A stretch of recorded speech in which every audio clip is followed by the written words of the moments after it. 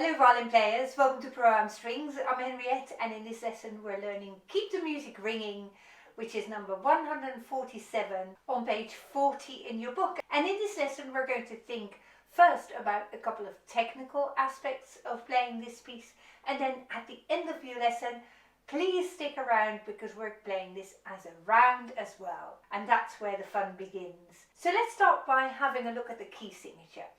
And as in the previous lesson, we don't see any sharp in our key signature at all, which means that the second finger on the D string is going to be played next to the first finger, and there is a gap between fingers 2 and 3. And that is because the letter name of the second finger in this piece is called F.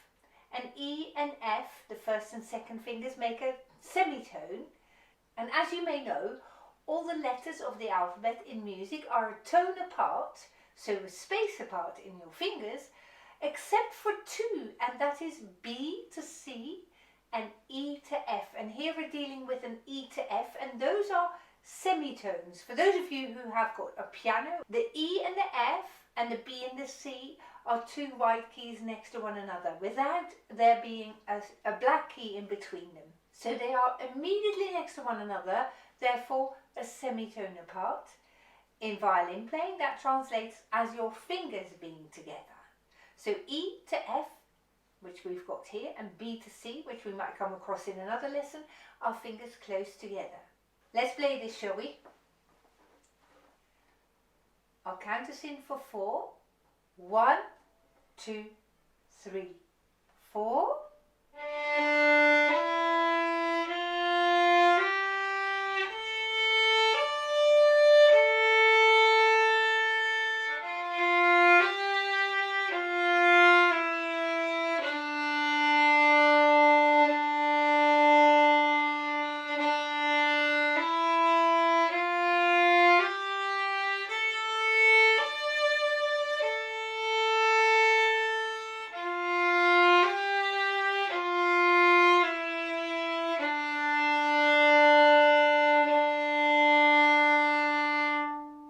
It's a lovely tune. You will love it when you stick around to the end of this lesson when we play this together.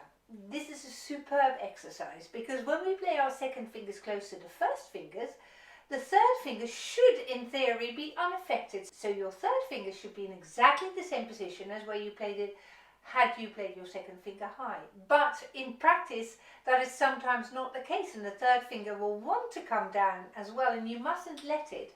And this is why in our second bar we're practicing the third finger.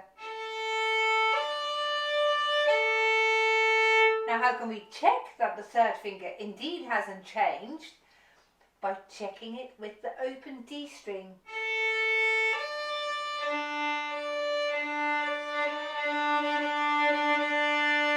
And those two notes should be matching.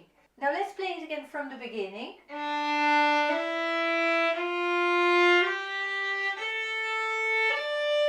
Check it. That's amazing. I don't know if you've noticed, but there is another moment where you can check a third finger, and that is the third finger on the D string.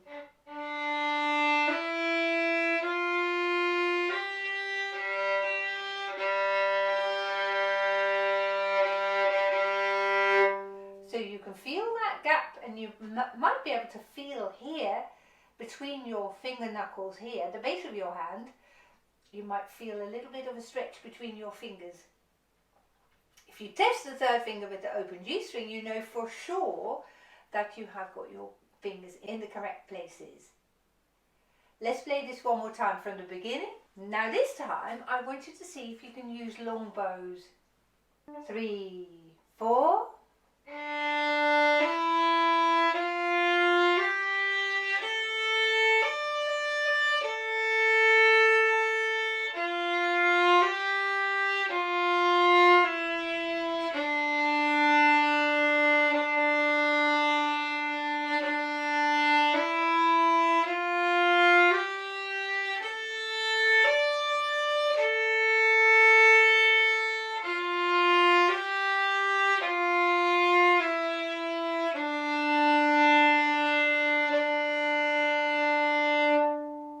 Are you ready to play this as a duet now?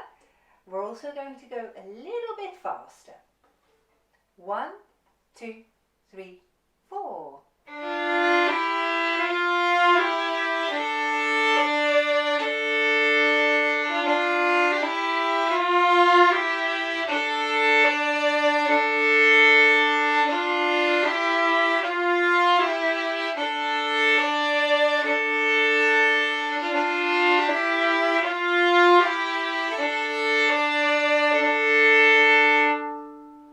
Amazing playing, really, really good. And of course you can play this video back and play it a number of times in a row.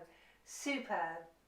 If you want some individual feedback on your playing and if you want me to check that you're developing along the right lines, do consider booking a lesson with me through my website, and you'll find the link just popping up in your screen right there. So I either look forward to seeing you there or in our next lesson. It's been a great pleasure. Thank you very much for watching today. Goodbye.